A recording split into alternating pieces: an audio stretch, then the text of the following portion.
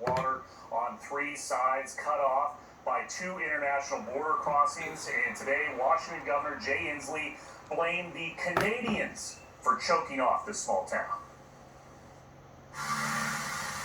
Just how odd is the situation in Point Roberts? Washington's governor had to fly into a grass field and push back the plane before he heard any noise. Simply from the chamber standpoint, the J&J solution, which is Jay and Joe, and they opened the U.S. border side. Jay Inslee met with the town's residents in this rural exclave, cut off from the rest of the country.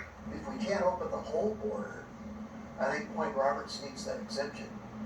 We've got to have it. I don't know why we can't get it. The meeting was 16 months in the making.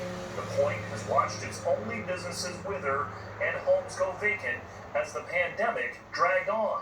Normally there would be about 3 pallets of wine sitting here. In fact, the owner of the only grocery store threatened to close until her appearance on King 5 led to an emergency grant from Inslee, I appreciate it. I appreciate it. which Allie Payton thanked him for in person today. It took a long time. I mean, we've been talking for months, and I guess we finally started yelling, and somebody started paying attention. So it means a lot. But I also heard you say to the people of Point Roberts, you think the issue is north of the border.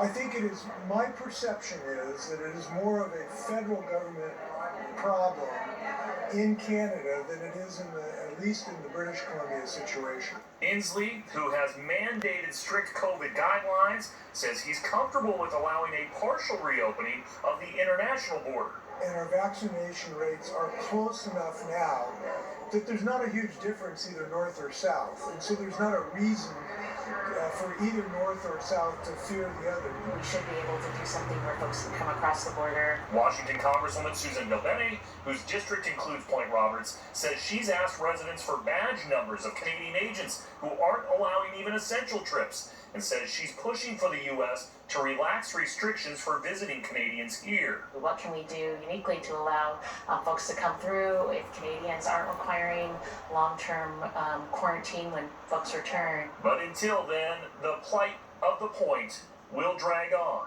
unmoved below the 49th parallel.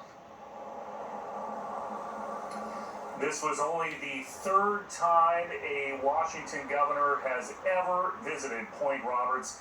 As it stands right now, that joint agreement to close off any non-essential travel through the border will remain in effect through July the 21st. Back to you.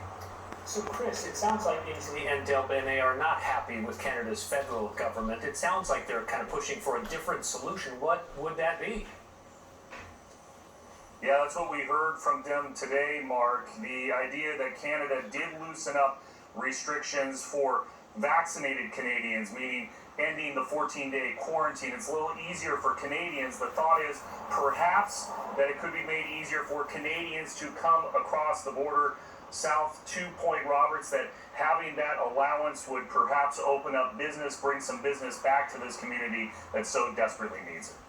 All right, King 5's Chris Daniels live in Point Roberts for us tonight. Chris, great job. Thank you.